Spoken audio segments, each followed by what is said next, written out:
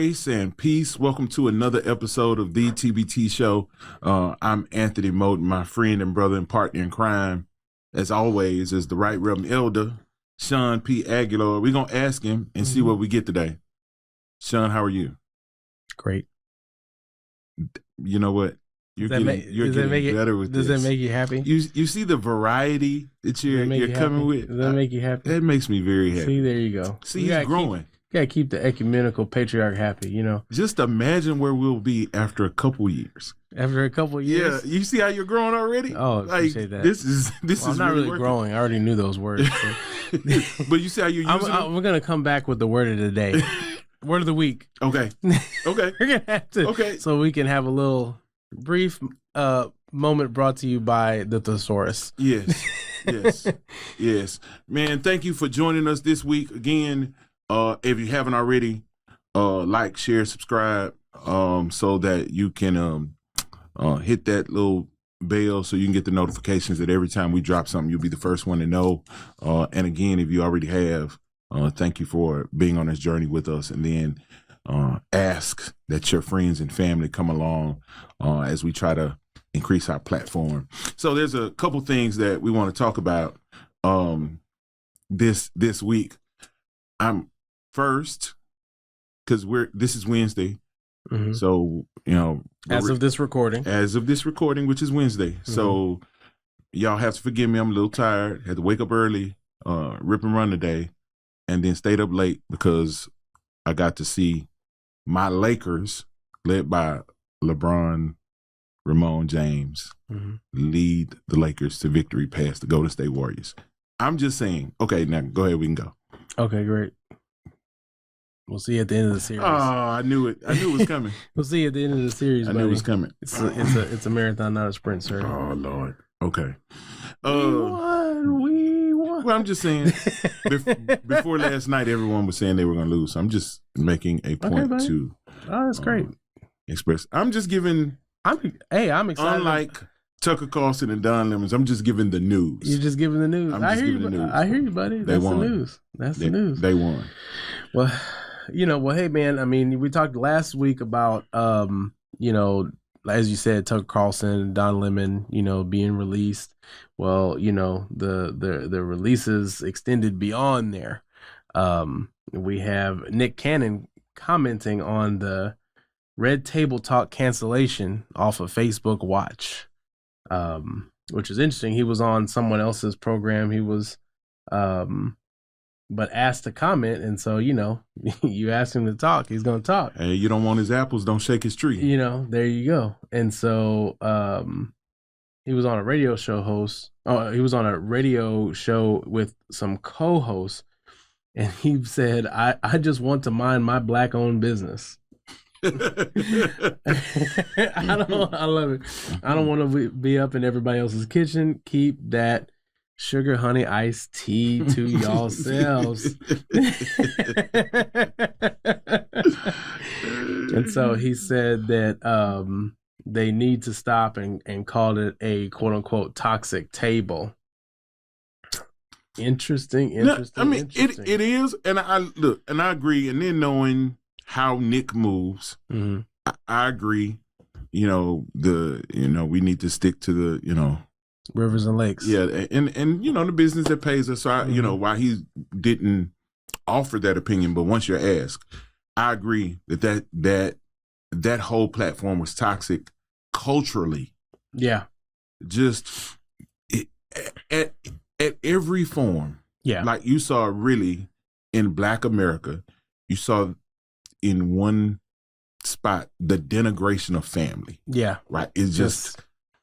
Disintegrating before your eyes. Man, it's just, so, again, that's something that we don't need to see. And, I think it was a waste of time for people, along with some other things that I don't want to call out, shows and platforms that are a waste of time. But again, if something's not going to build you up, ultimately it's going to tear you down. And I think that show was the picture of what it looks like.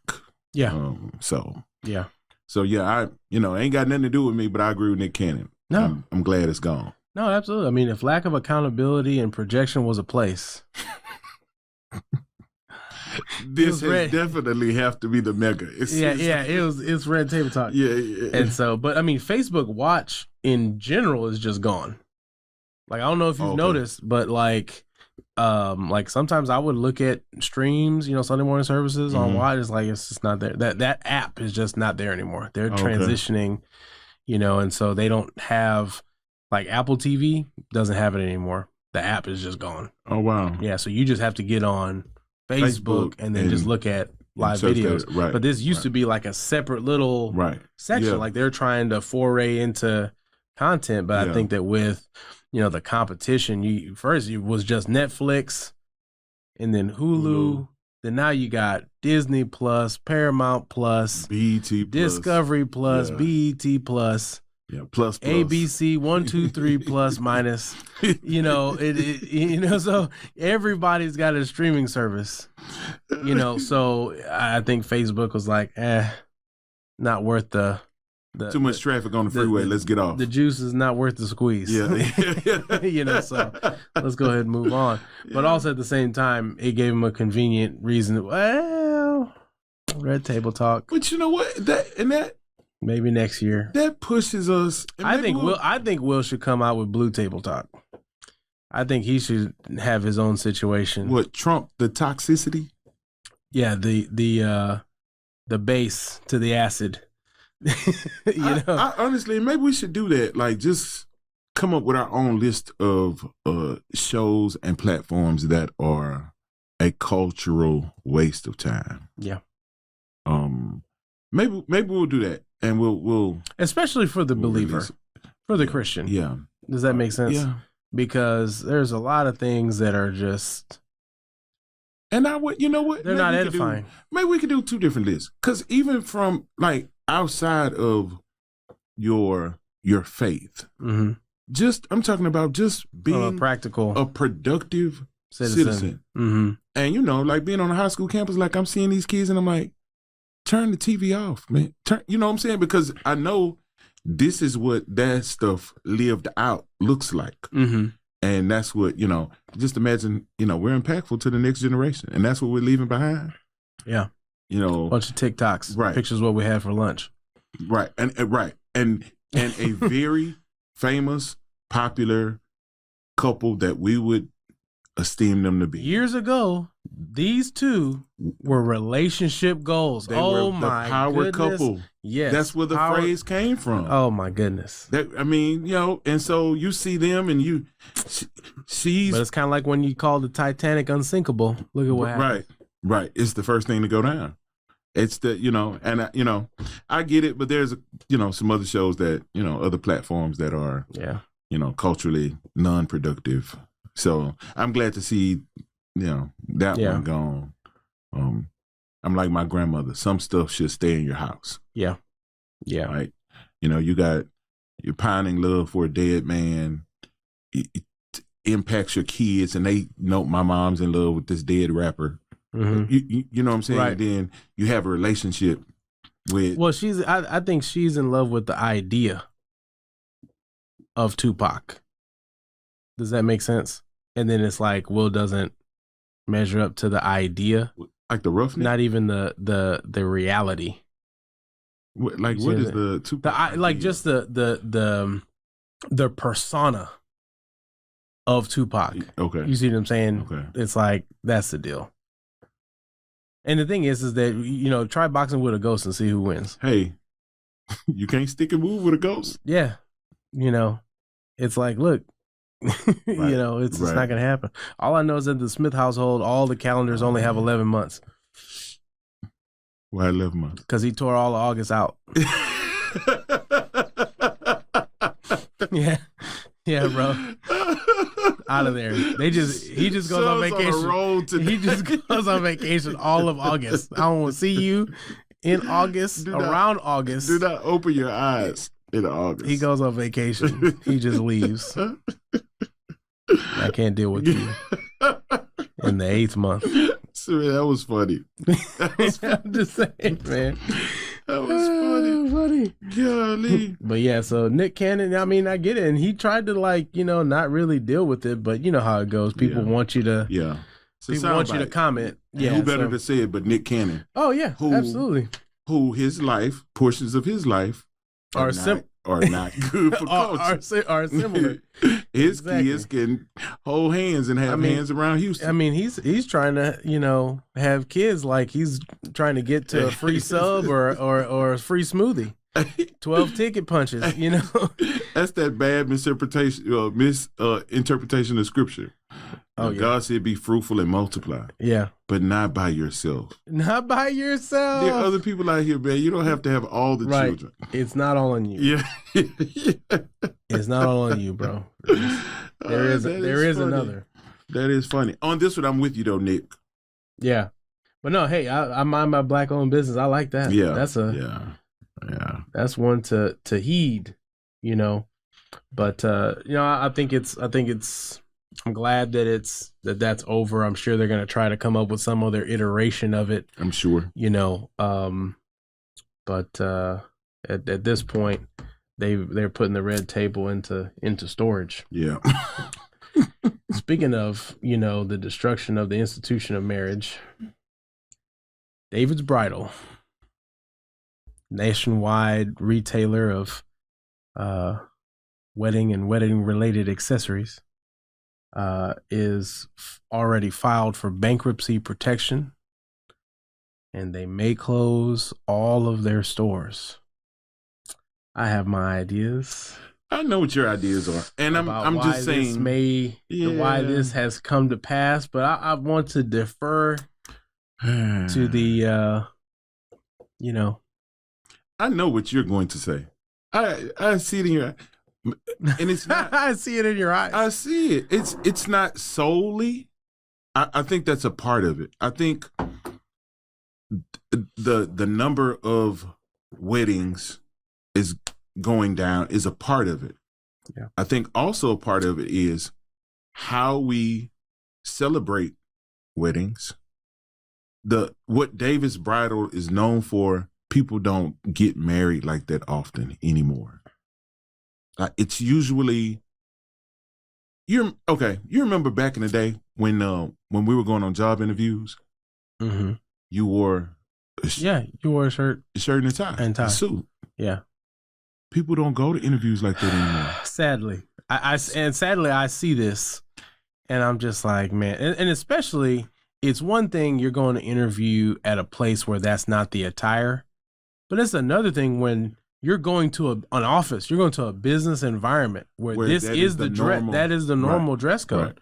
Right. In my office, that's the normal. Right. Like that's, or if you don't have on a tie, you have on a jacket. In the summer we do polos, because it's really hot and it's Texas, but it's you would think, hey, people want to put their best foot forward. But no, we man. don't do that. Usually in this generation, weddings look like linen, sundresses. We don't do the formal attire. Mm-hmm. And so David's got hit because of that, because culture changed. Culture has changed. Then another part of it is people don't shop the way we used to shop. They have a website, right? What does it have to do with anything? If people don't, okay, first of all. I was just making sure you knew, because like the way that they changed is online. Okay. And, they do have davidbridal.com. People don't wear stuff like that anymore, one. And then two, people don't shop like that anymore. Now, David's Bridal online they might as well not have an online if they do. You know how it is. So it's almost like saying, like, okay, Greenspoint, I grew up on north side of Houston. Uh-huh. Greenspoint Mall no longer exists. So is that to suggest people don't wear clothes anymore? Greenspoint Mall does exist. Man, that thing. Okay, name a store in Greenspoint Mall. African Imports. Name another one. Suits for You. It's no longer there. Oh, it's not there? No. It's been a while. See? But African Imports is still there. There you go. See? There's a winner. But what clothes are you going to buy at African Imports? Well, once a year, bro. Okay. When I was coming up. We represent. I know I'm light skinned, bro. But come on, man. Give me a little credit, bro. See? So when I was coming up. What do they call it? That's another. There's another ism. Yeah. Colorist. That's colorist. Oh no. When I was coming up, like the OG, like, mm-hmm. like the uncle, what we would call uncle now, the deacon looking, they shopped at this store that used to be in Alameda Mall called Walter Pies. Okay, this is on South Side. Alameda? You said Alameda? Yeah, that's Alameda South Side. Mall. Oh yeah, not really, but okay. Yeah, that's definitely South. If you're south of I-10, you're South Side. That's the line. Okay, we'll deal with that another time. No, it's not. But okay, so Walter Pies no longer, because we don't buy suits like that anymore. One, and because people don't shop like that anymore. Like with the emergence of like Amazon and these other like a very small percentage.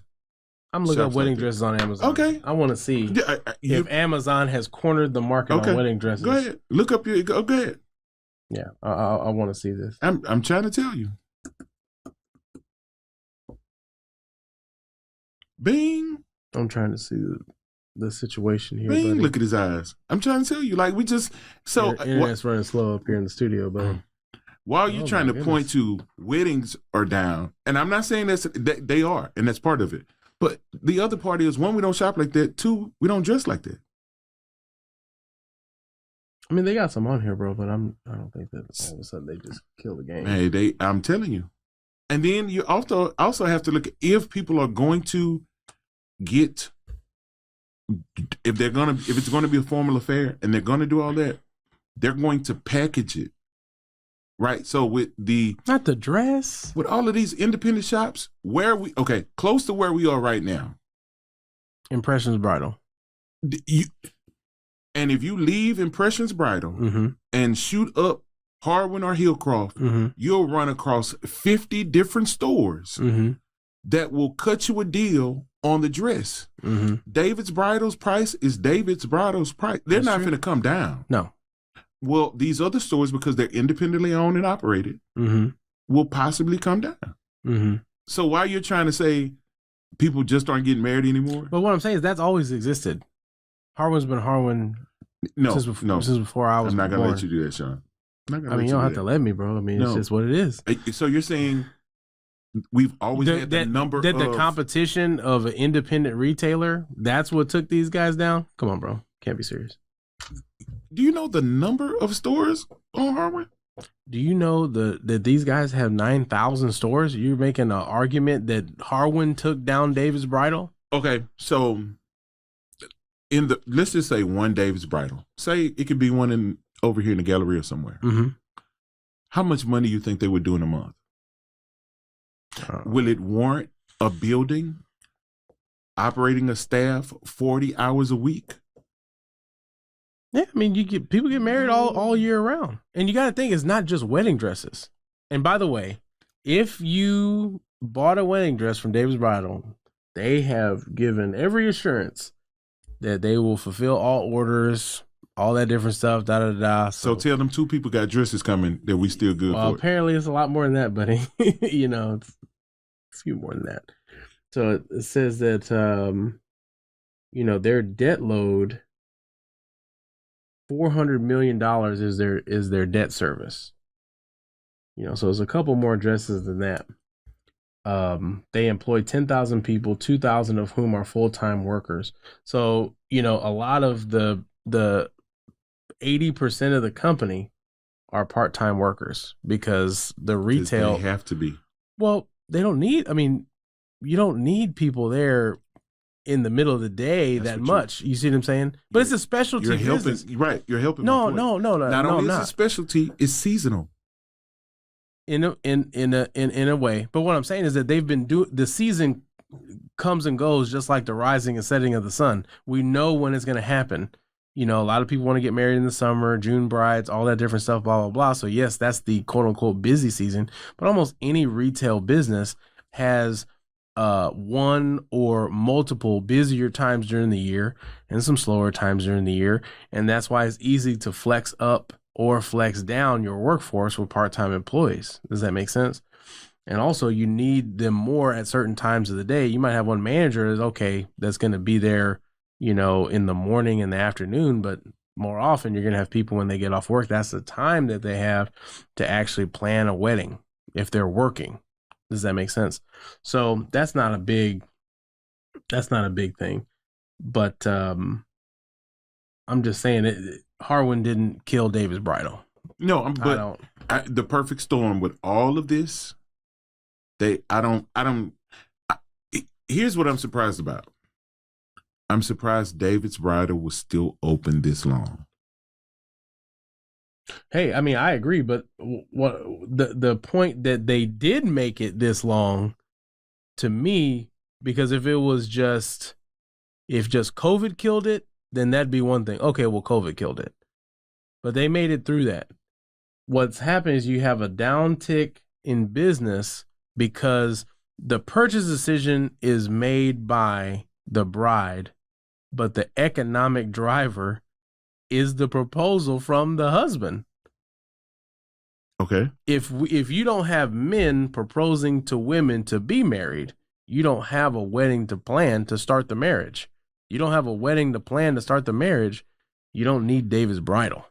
That's part of it, but that's not. I think that's the overwhelming part.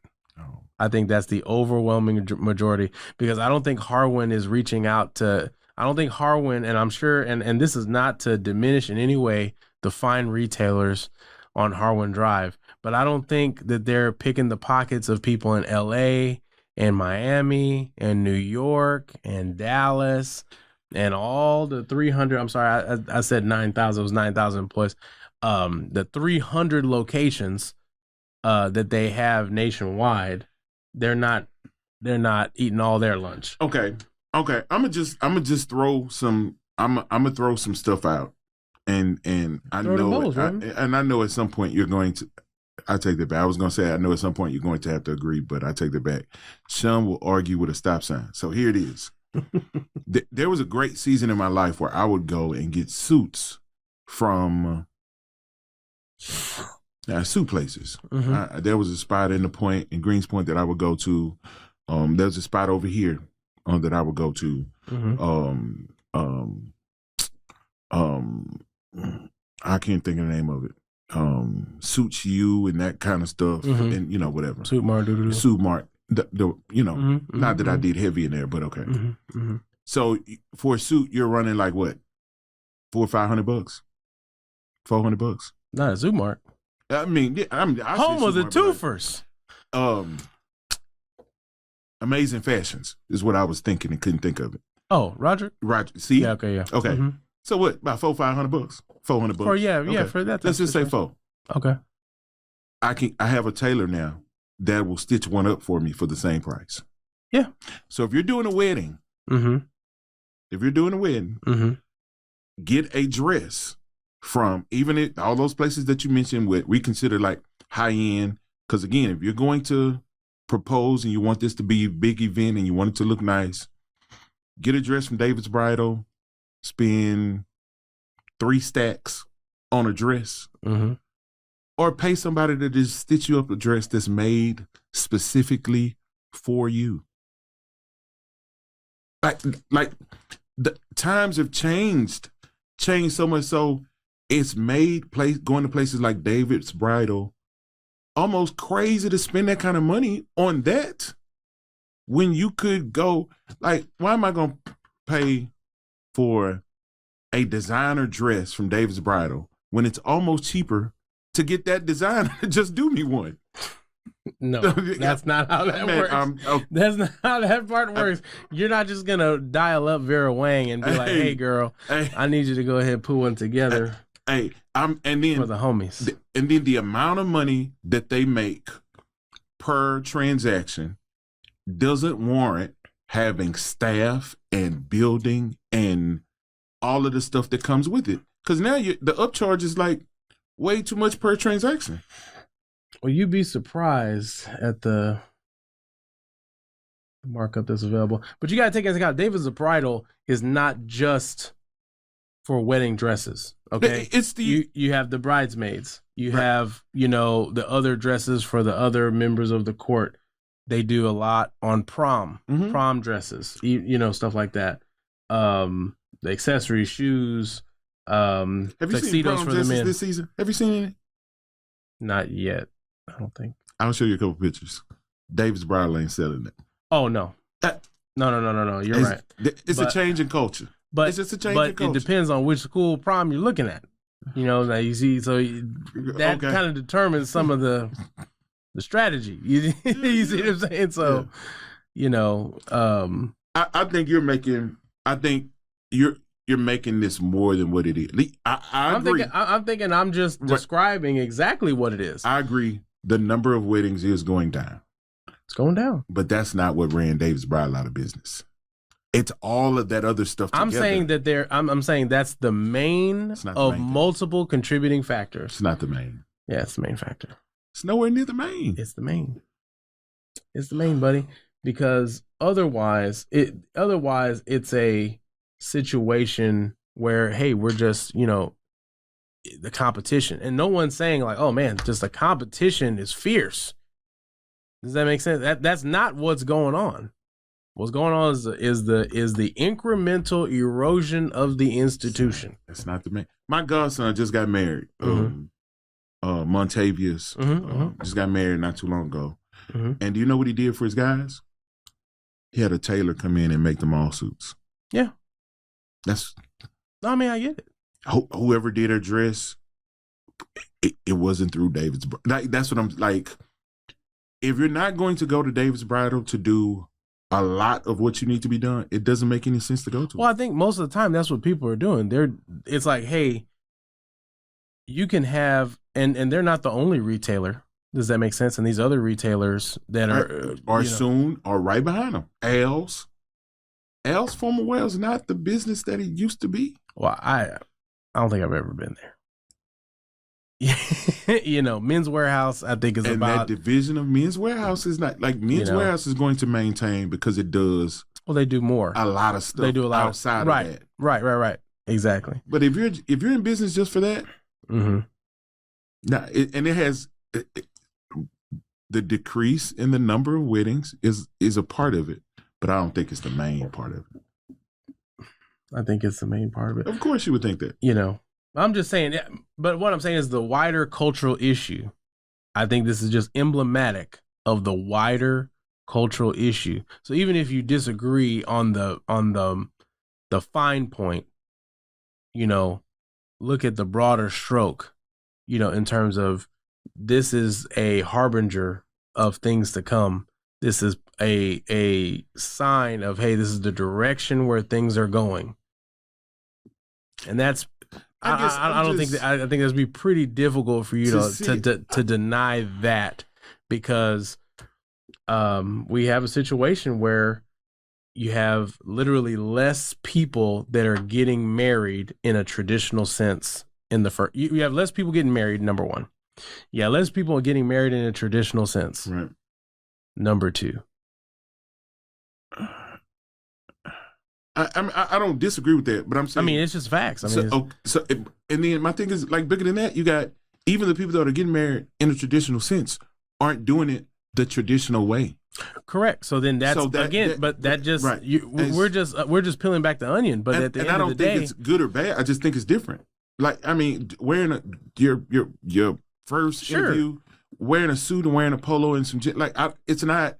It's the times. My mom wouldn't let me leave the house if she knew I was going on an interview in polos and. It's just different. So now, boom, we're going up to the next level, and so there's just a lack of reverence for institutions. Does that make sense? There's the formality that used to be there, the respect that used to be there for certain things. It's eroding. It's a trim tab of a larger cultural shift in this large vessel called America. Does that make sense? Because the thing is, if you're going to turn a big ship, you have to turn the little rudders first before you can get a big change. So what happened? These type of things right here that we're highlighting. Mm-hmm. These are the trim tab changes that move an ocean liner. Does that make sense? So you see that as erosion?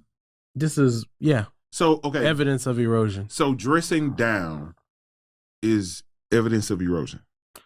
I'm saying especially in terms of the hopefully once in a lifetime type of things, that it's like, it's one thing that, okay, you go from, like, bankers are a lot different now. Used to be you weren't going into a bank without a 3-piece suit. Right, absolutely. You see what I'm saying? Right. Then it's gone down because of the casualization. Now you got Capital One that's like, hey, we don't even have banks, we got cafes. So Okay, so do you see it as down and not different? I see it as different in some ways, but when we take everything together, I feel like it is a degradation in terms of there's just a lack of formality and respect for certain things. Does that make sense? It's one thing to be more comfortable. It's another thing to where you just don't have respect for the place or the position or the prominence of whatever is going on. Shawn is in the street by himself with this one. Okay. Because I do obvious today. I do shirt and tie. I have an issue with shirt and tie. Mm-hmm. But most of the Sundays at church, we're not doing that. And I do it for several reasons. I have church, polos. And I'm not stuck on this because if you catch me on most Sundays, I'm not going to be in a suit. Yeah. No, I told church polos. Matter of fact, I had on the new. But there's a difference in how you wear what you wear. Does that make sense? And so, because I don't think you're up there with something that is unkept. You see what I'm saying? I'm a player. You already know whatever I got on is gonna be player. But here's what I am saying.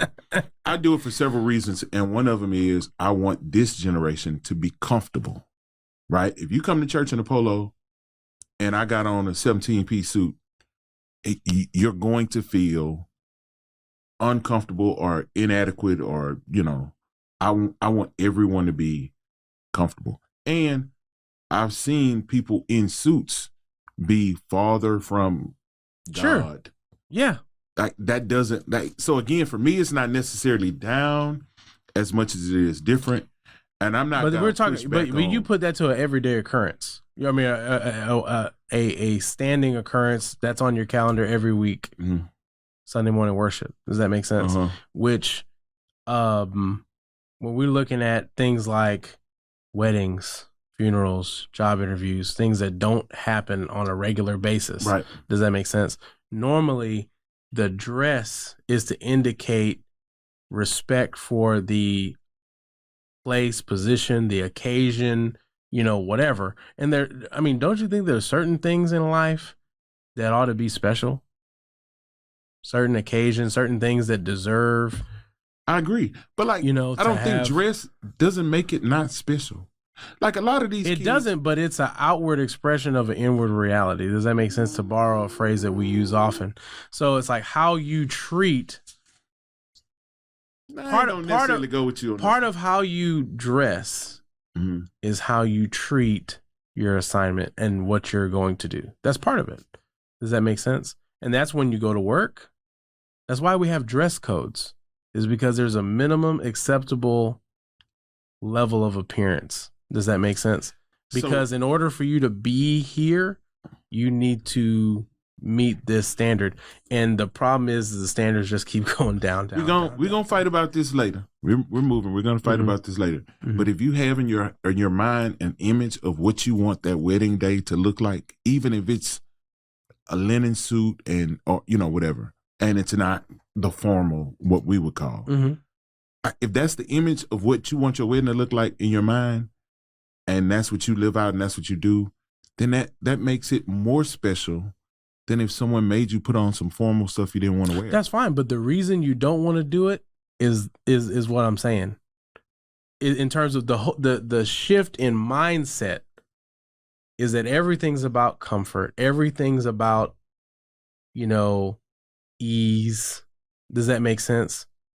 And there's just a lack of. I feel like this is just emblematic of a lack of respect in a lot of different ways. Because you're looking at it as down. I'm just looking at it as different. Well, I'm looking at it both ways, but I'm just saying that if we widen the scope out and we take a more panoramic view and we look at all things considered, not just David's Bridal, but just you see this kind of like lowering of the standards. IQs lowering.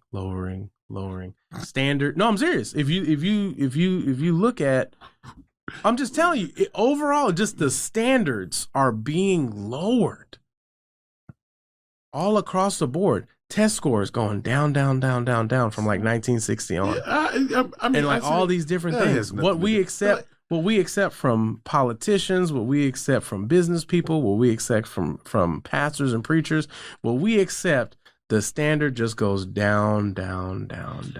Because again, and maybe the bigger question is, again, we can fight about this another time, but maybe again, the bigger question is the emphasis for us on the wedding or on the marriage? Well, that's a whole other conversation. I would rather linen, or I would rather matching t-shirts. Mm-hmm. And you understand what you're about to do. Correct. And you're committed to the marriage. Correct. Then y'all dress up. Correct. And get a divorce 30 days later. Correct. So again, it's like, all I'm saying is, if you're gonna do it, but that's a whole separate situation. But if you're going to do it, we want to have a traditional wedding, or we want to have this wedding, And it's like, hey, everybody is free to do whatever it is they want to do. And it doesn't make the marriage or the wedding day any less valid or valuable just because you did it in J's or you did it in house shoes or whatever. That's not the point, but I would say that most people want to have a somewhat traditional wedding if you are coming up in the majority culture. Does that make sense? Not anymore. I don't think so anymore. You might have different styles, but you're still this generation. But you're still different. They're not different, bro. They're just new. Shawn, this generation, they're not different. They're just new. They're different, and we talked about that one week. How the clothes that they feel like is like they're different. But it's always like that. Every generation is always trying to tick off the generation that came before them. It's never been here. People are wearing bubble wrap. Like, it's never been here. and again, what are you talking about? Did you see the 80s? You see what some of the stuff people were wearing back then? What we call weird in the 80s and 90s is straight up and down right now. Well, yeah, I get it, but they're always pushing the envelope. It's always, what can we do that's everything short of sin, to quote Mike Todd. We're going to do whatever. Yeah. We're going to do everything short of sin. I just think it's different. And again, and I'm not disagreeing with you. I'm just saying that to me, this is just emblematic of a wider trend. I don't think so. It is, bro. The facts dating in the 90s back it up. Lacoste was the shirt. Mm-hmm. Is that how you say it? Ain't that how you say it? Lacoste? Lacoste? I thought it was Lacoste. I don't see. But now you can't find a Lacoste. So does that say something about? It's just different. It's not down as much as it is just different. No, I get it, but I mean, that's a little bit different example. Brand management. It's kind of like Carl Kanai. It's like, hey, it was popping one day and then now it's at Burlington. So seasons come and go. Right. But what I'm saying is that doesn't have to do with necessarily style. It's just some things go in and get in and out of trend. This is popping one day and then some celebrity wears it and it's great. And then all of a sudden it's bargain bin. That's what it is. Like kids don't wear tuxedos to prom anymore. So tuxedo companies are going out. When I was in high school, we used to have a day where we would have these free dress days because we had uniforms, but we had like a dress up day, like a day where we all wore suits. Mm-hmm. And we all wore stuff that was more not formal, but more business and that type of deal. We were trying to dress up, and present ourselves like, hey, we're young adults. Right. We're right. We understand that we're next up. Right. And I don't know if anybody else is doing that, but I remember, that was our mentality. We did. But in this changing culture, that's just, But what I'm saying is that like all the styles, you think they don't have the different styles that people? You think they're selling the same dress over and over and over? So that's why the style argument doesn't pass with me. I'm saying, as a part of style, it eliminates certain things, right? So you remember when you're probably too young to remember, but you remember when the tuxedos had the little felt, whatever it was called, on the little ruffle situation? Yeah, where the ruffles were on the shirt, ruffles. Yeah. But it was that little felt whatever on the lapel. Oh, no. But I mean, I get what you're saying. 80s, 90s. Mm-hmm. So the companies that did that, if that's what they did, when that went out, that was no longer needed. So you went out of business. Right. Like, these kids aren't dressing up. Like, so a part of their style is not wearing what David's Bridal sells. But David's Bridal is going to sell whatever people wear. That's what I'm saying. They're going to sell the style that people want to wear. Now, there's certain limitations to that. See, they're going to stay in the middle 80%. See, so but those people are already going to do that. So okay, so these young guys now that wear the tight pants that are not. But you're thinking in our immediate cultural context. Put yourself in. How will it play in Peoria? That's why I said linen suits. They don't get married like that anymore. I don't know, buddy. Okay, I'm still seeing pictures. I'm still seeing. I am not. Some good old fashioned regular. That's almost like church weddings. When's the last time you saw a church wedding? People don't get married like that anymore. I get it. Pastor, come to us. We'll be on the beach. We'll be outside in somebody's yard. We'll be like that. We don't have. I mean, we're just different. Like, so we don't have. I mean, I get it. You're in some part. You're describing me. You were in my wedding, and we weren't in a church. And that's as close to a church wedding as you ever gonna get. Oh yeah, you see what I'm saying? And that's what I'm saying. Now there were some other reasons behind that, but still. And that's you. So just imagine somebody who's not right. So all I'm saying is like, don't act like I'm just disconnected or immune from this. It's like, buddy, I totally get it. Yeah, that's what I'm saying. Like, and then y'all were like, that was still traditional. It was right. But like that, right? Like, we're not doing that anymore. And then y'all were, you're talking about somebody who's 10 years younger than you at the time, who's didn't come from that structured environment like you. Like, no, they ain't in a suit. No, I get it. Don't get it. But the venues aren't hurting.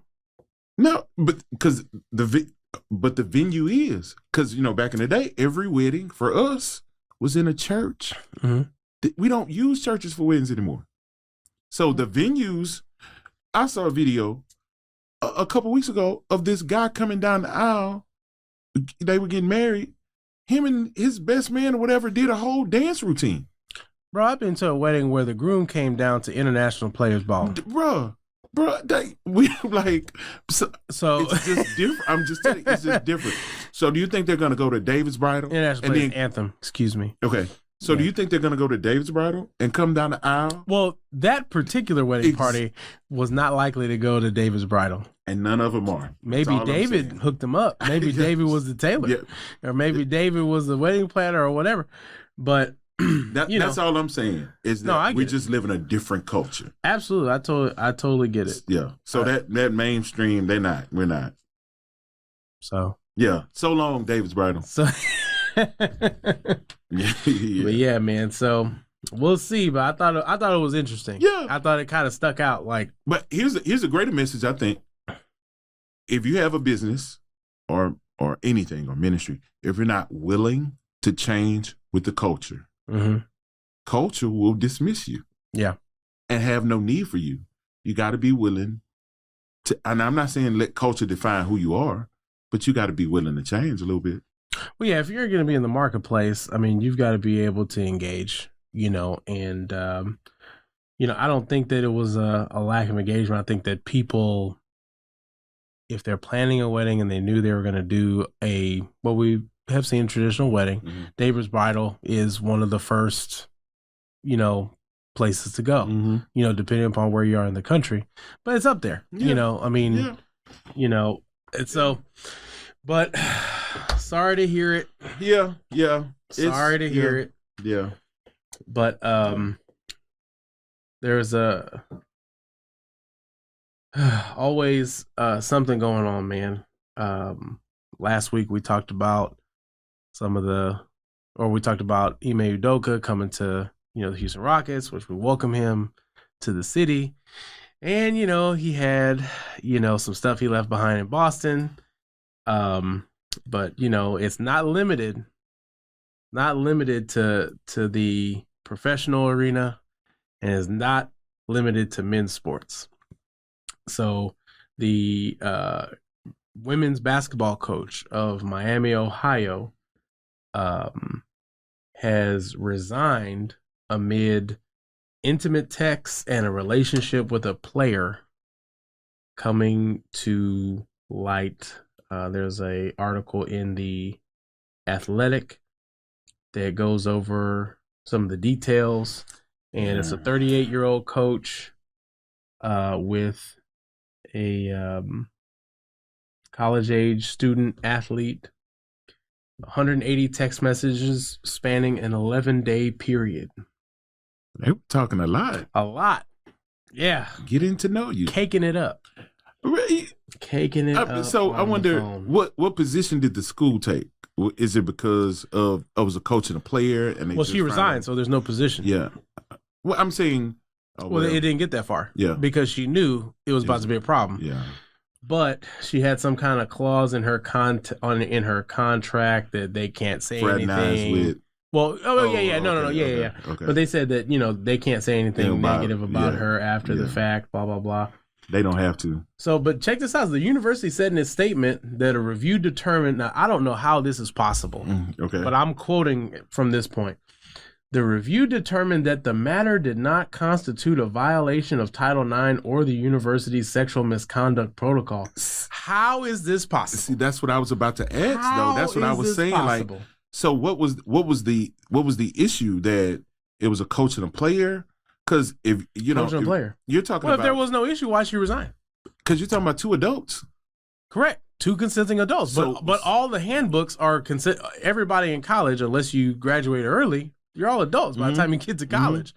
Mm-hmm. But there's always some type of sexual misconduct, part of the... I think how they fraternize it, how they label it is there's no fraternization. If I'm a professor... Well, it's a conflict of interest. So, right, from not in my class. My deal is that it may not have been a university thing, but my thing at the university employing her, like her as an employee of the university, because this is not a student-student relationship, right.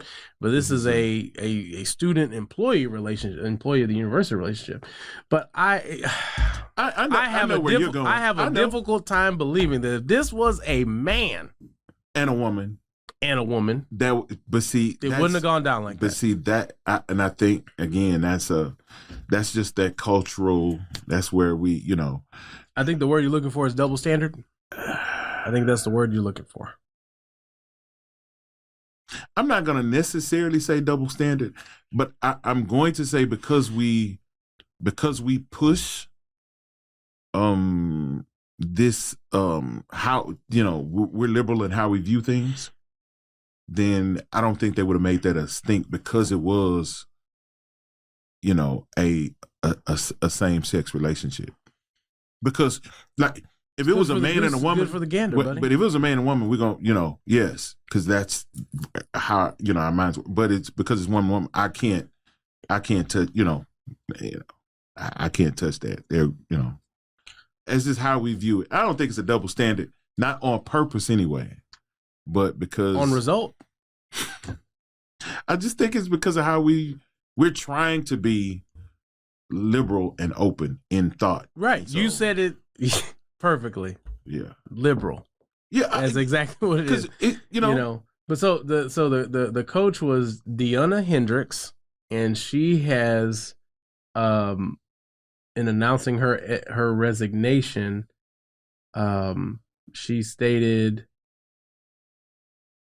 that the university responding to all third-party inquiries about her employment that they can only respond by providing only my dates of employment and position held. Further, it states that the university agreed that her boss would agree not to disparage or make any statements to others that may be considered to be derogatory or detrimental to my good name or reputation.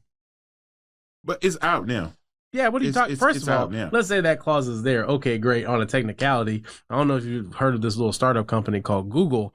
Once they type your name in, it's out now.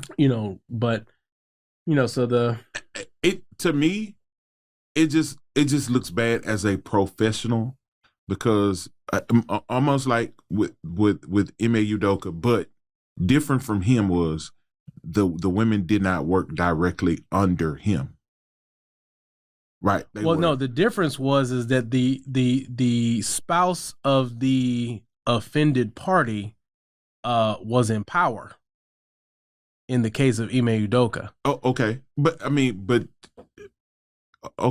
it's still different from like you having a sexual relationship with someone who works directly under you. Well, to me, this is worse from an HR's perspective. I mean, from a moral perspective, you have anytime that you're engaging in sexual activity with someone that's not your spouse, well, we already know where that lands. But just from a pure HR perspective, from a, employer-employee relationship, and then from a university-student relationship, they have a responsibility to protect them. And this is where you exert direct control. Yeah, that's what I'm saying. Like this is worse. What I'm saying is that this makes it worse. It does. It does because this is one. You have possible nepotism. You have there's too much that goes on. Favoritism, right? There's too much that goes on. This person is directly related to you or works directly under you or directly under your instruction, whatever. But again, we're in a generation where the almost like, what did we say last week about why CNN handled Don Lemons the way they did? He's a minority in race and he's openly gay. We want to be liberal in how we like. You can't just do him like that. Like, you know what I'm saying? So it's like, that's why he got the 3 strikes. It's the same sex relationship. Yeah, no, they're not gonna, So they probably had a discussion with her off the books. So what's the difference between one appendage and another? You see what I'm saying? So it's like, so the issue is, okay, well, this appendage is okay. That can go in and out, no problem. This appendage over here, you put that in and out, we got a major problem. In the words of Michelle Tanner, you're in big trouble, mister. And so it's like, come on, man. What's good for the goose? I agree, but is good for the gander. I can see why the school decided to, and they probably had I think it went down like this in part because she resigned. But she got out in front and said, "Oh no, don't start." But she probably didn't resign on her own. I'm pretty sure she wanted to avoid the embarrassment. There was an off-the-record conversation. Oh, yeah. This is what's about to happen. This is what we found. Because nobody just counts text messages. Oh, no. That's a part of an investigation. We investigated this. This is what happened. Here's your choices. Right. We can pursue this and, whatever. Or you could just resign and, we don't know anything. More than 30 of the messages were described as intimate in nature. Of course. So we ain't just texting to be texting. I'm trying to go somewhere. I mean, and here's the deal. We're not talking about this. This wasn't a situation of just,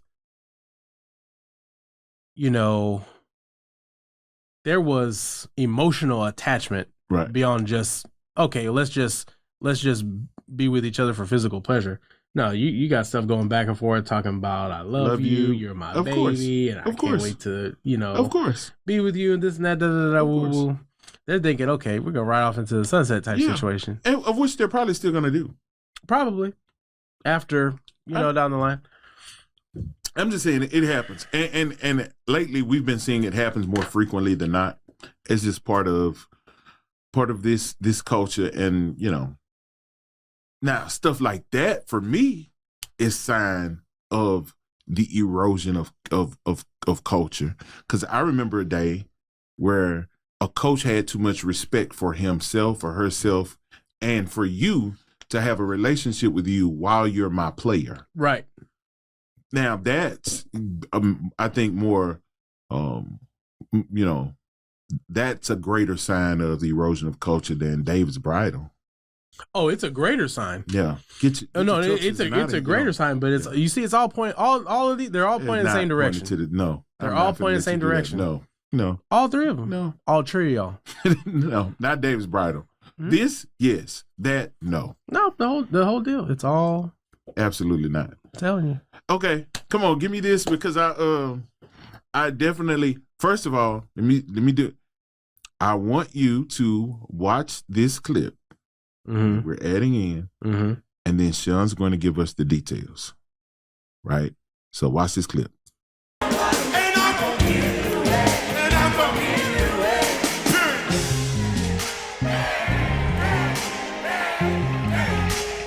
Everybody got bread, yeah.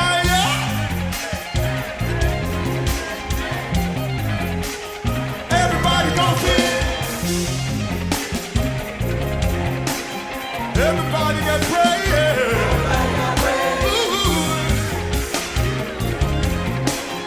Everybody got bread. Everybody got bread. Everybody got. You know what the enemy did to a generation that didn't know what to do with their bread? He made them make it rain. But you know that the enemy's a counterfeit, right? He ain't the first one to make it rain. Literally, he's not the first one to make it rain. I could take you to Genesis to prove to you who the first person was that made it rain.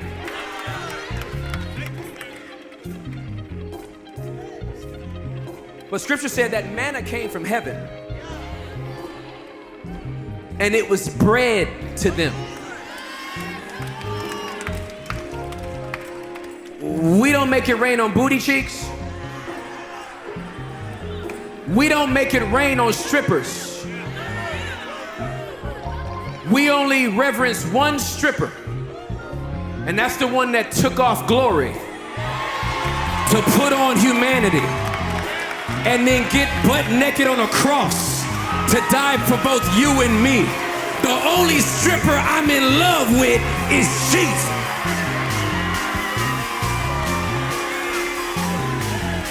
And he's the one that puts that bread in my pocket. That bread in my pocket. I got bread in my pocket. I got bread in my pocket. I got bread in my pocket. I got bread. Okay. Give it to us. So, Tim Ross, who is the mind, the face, the voice behind the popular podcast, what's he called? The Basement? Oh yeah, The Basement with Tim Ross. Yeah. And I think he might have some other name as well. But he's been a long time pastor, and I want to say he was kind of like a Mike Todd Big Brother type of situation. There's a connection, there. A Mike Todd connection. Why am I not? Well, because this happened at Transformation facility. Oh, okay. This was on their campus. Okay. But it's the preaching of Tim Ross. Okay. And Tim Ross has compared Jesus, who is the Christ, to a stripper.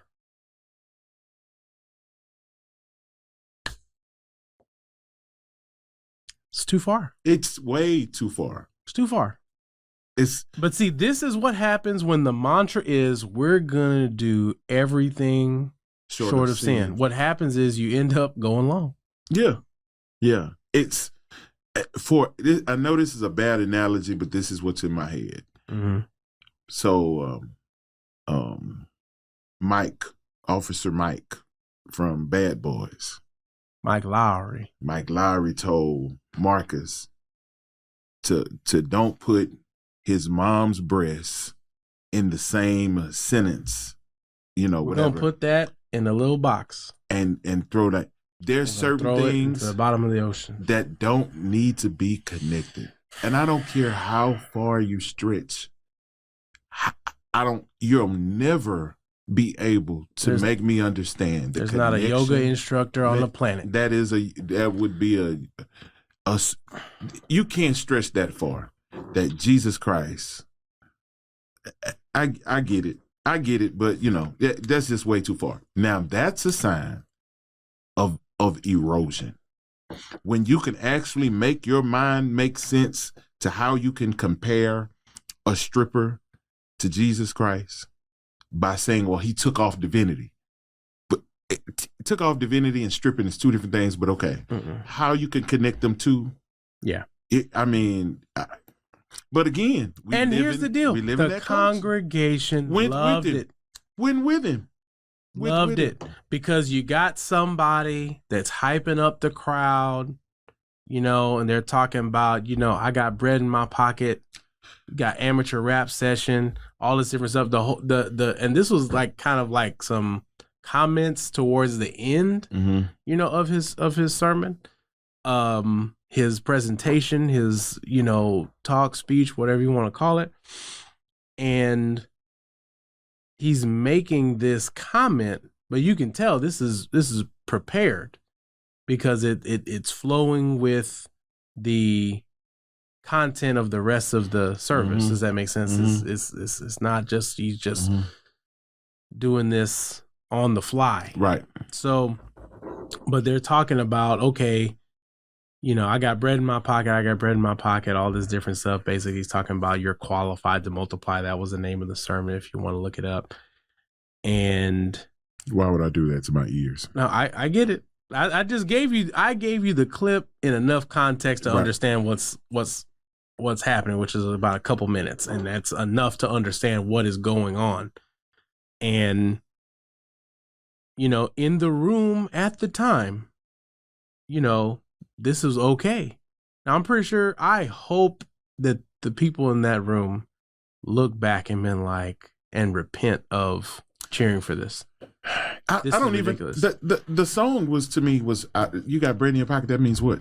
Well, he had made this deal about manna and blah, blah, blah. It didn't connect. Them correlations of bread, and he's like, Jesus, God was the first one to make it rain. Yeah. So that make it rain is not the same. Rain.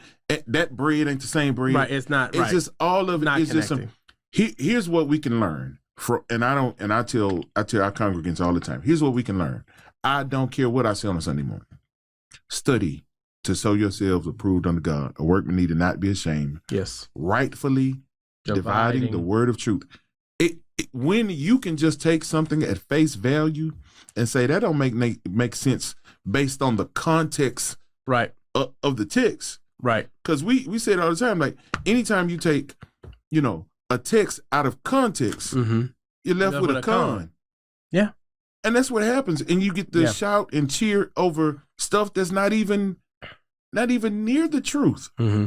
It's not even near the truth. It's nowhere near. But the thing is that unless you look at the content of what these guys are saying, you'll listen to The Basement and be like, oh man, that he's a pastor, but he's cool. You see what I'm saying? And he says some things controversially, and he's cool with cussing and da. And it's like you think there's these little incremental things, but eventually you'll see a complete debacle like this. Right. But unless someone says anything, it's just another thing that you never heard of, whatever. But and it's not that I regularly watch Transformation Church services, but this just came across my desk and I could not believe that this actually happened. I had to go back and watch, and I'm like, no, he really did start this line of argumentation. He really did. In the words of Booker T, did he say what I think he just said? Tell me you didn't just say that. The Messiah is not a stripper. No. Manna bread is not the same thing as money. Right. What he did in causing rain in Genesis, there's so many different things is wrong. Not the same thing. I almost as feel like doing a breakdown of just that, like, just breaking down all the logical and theological fallacies. Fallacies, one on top of the next. Yeah, it's just terrible. But if people are not discerning, they'll look at this person that presents himself as a pastor, that's got the lights, that's got the music, that's got all this stuff going on, a bunch of people cheering it on and co-signing this foolishness. Right. and being like, well, I mean, I guess he says, I guess that's what it is. Anybody that's connected with Mike Todd, anybody around Mike Todd, and your boy, we got to do that because he tried to make sense of it. What's his name? Sports guy, dude I don't like. Whitlock? Jason Whitlock tried to make sense of what Mike Todd did. Did I send it to you? I think so. Yeah. I sent it. No. When you push the envelope, there's a such thing as pushing it too far. Too far. And because they're not confident in the ability of the unadulterated, unedited word of God to draw on its own, they feel it necessary to push the envelope, and they've become a generation of preachers and pastors that push the envelope too far. When you call Jesus a stripper, you're pushing it too far. Yeah. And that's what happens. Yeah. But, again, who is me? What I know. I just read the scripture for itself. So, but I definitely wanted that because that completely threw me off. So, yeah, I know I don't have anything going on this week. You got anything? No. If you having any kind of community events, make sure you send them to us so we can address it and put it out so people can know about it and come and support. So we can support each other. Yes. Again, like, share, subscribe, and help us increase our platform. In the weeks to come, we're going to have some special guests that I can't wait to get in studio. So please keep your eyes and ears open as to all the things that we're planning to do. Shawn, you got anything else? No. You got a pre-Sunday? Not this Sunday. Okay. Don't call Jesus no stripper, man. No, man. May it, in the words of Apostle Paul, may it never be. It should not be this way among you. Man, listen, do me a favor. Look out for each other. Pray for each other. All we have is each other. Until we see you guys again next week. Grace and peace.